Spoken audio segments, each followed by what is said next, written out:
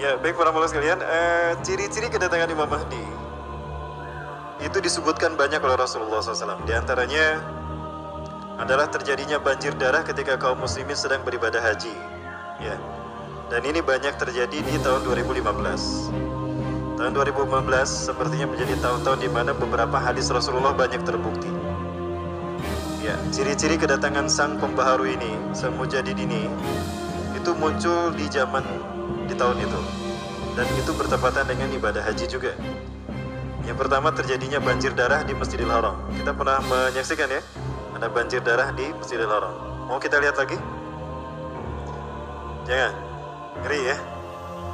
Yang kedua, kata Rasulullah juga akan terjadinya blood moon. Ya, blood moon, bulan berdarah. Dan itu pas ketika peristiwa ibadah haji. Sehingga Imam Masjidil Haram saat itu mengatakan bahwa ini adalah isyarat kalau Imam Mahdi akan segera datang ya. Saat itu sampai dibahas demikian.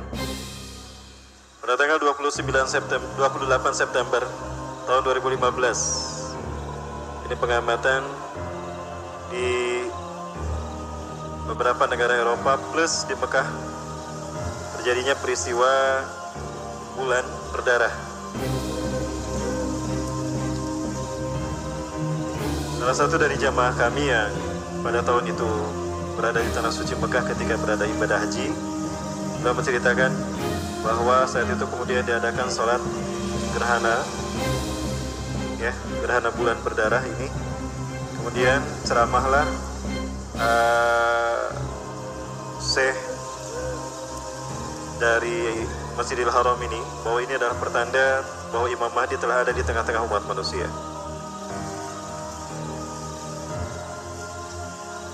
Saat itu terlihat bulan berwarna merah darah. Ini dia. Lihat dia berwarna merah darah. Hal ini yang kemudian membuat situasi makin mencekam. Karena di saat itu seolah-olah Imam Mahdi sudah ada. Apalagi memang disebutkan Rasulullah dibayat ketika ibadah haji.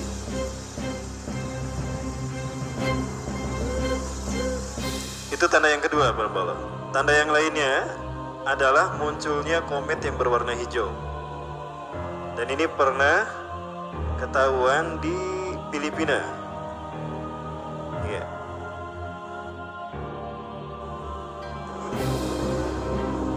Ini September, masih di bulan September 2015, bertepatan dengan ibadah haji. Momen-momen ibadah haji. Ini pada tanggal 16 September 2015.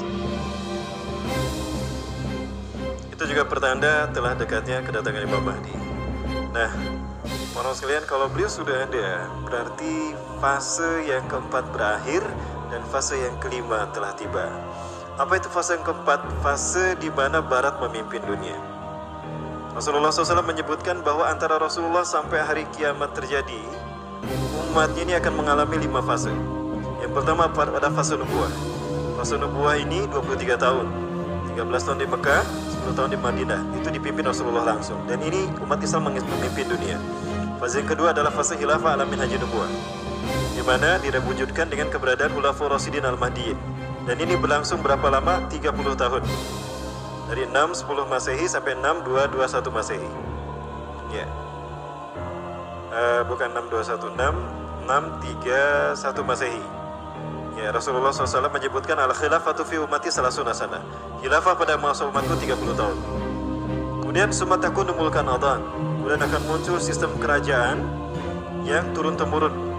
Artinya kekuasaan berpindah dari keturunan dari ayah kepada anak terus sampai kepada penguasa yang terakhir. Dan ini diwujudkan dengan keberadaan dinasti-dinasti Islam mulai dari dinasti Umayyah sampai Turki Utsmani. Karena mereka masih berpegang teguh pada Quran dan Sunnah, maka ini berlangsung selama 1262 tahun. Allah berikan kekuasaan panjang pada mereka karena mereka masih berpegang pada Quran dan Sunnah. Dan ini berakhir di tahun 1924 dengan dibubarkannya Turki, diruntuhkannya Turki oleh sekutu di bawah pimpinan Inggris. Dan fase yang keempat adalah fase Mulkan Jabariyah, di mana kita berada hari ini. Dan kita berada di saat-saat terakhir dari fase ini. Karena fase ini perkiraan saya hanya akan terjadi selama 100 tahun. Artinya akan berakhir di tahun 2024. Berapa tahun lagi? 7 tahun lagi. Kenapa saya yakin 100 tahun fase ini berlangsungnya dan 7 tahun lagi? Karena Rasulullah SAW menyebutkan terkait dengan Imam Mahdi juga. Ya, dalam sebuah hadisnya sama, di dalam kitab Al-Nihayah fil Fitan wal Malahib, Al-Hafiz Imam Ibnu Katsir mengatakan, Inna Allah yab'atsu min hadhil ummah ala ra'si kulli mi'ati sanah may yujaddidul hadinah. Sesungguhnya Allah akan membangkitkan dari umatku ini setiap 100 tahun sekali seseorang yang akan membuat Islam ini zahir, tegak di muka bumi. Islam akan bersih dari paham-paham sesat dan umat Islam akan berkuasa di seluruh dunia.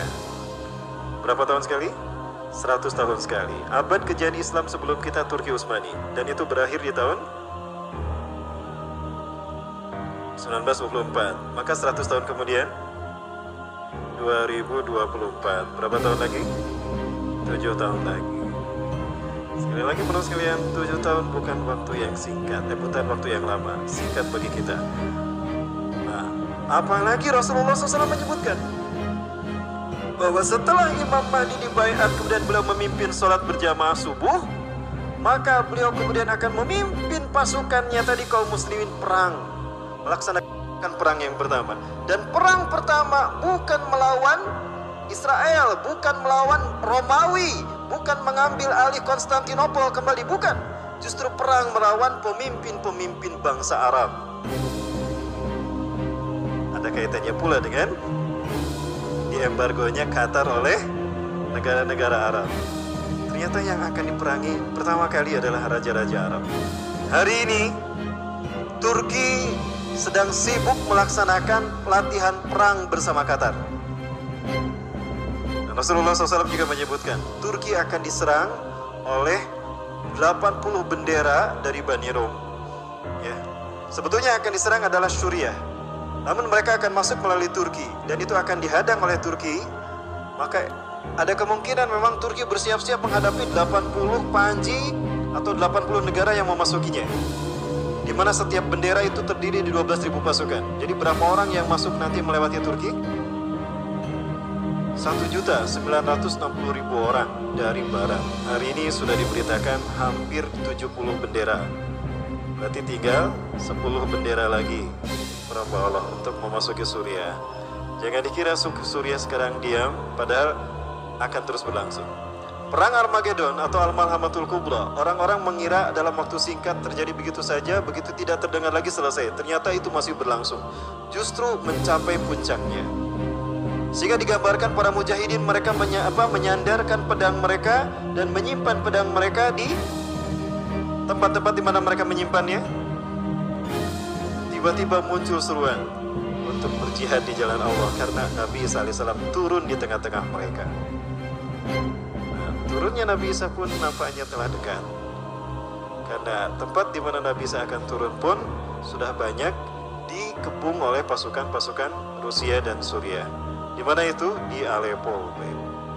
Ini alasan kenapa Aleppo dihancurkan menurut saya, karena di Aleppo ini sudah diketahui bahwa Nabi Isa akan turun di sana.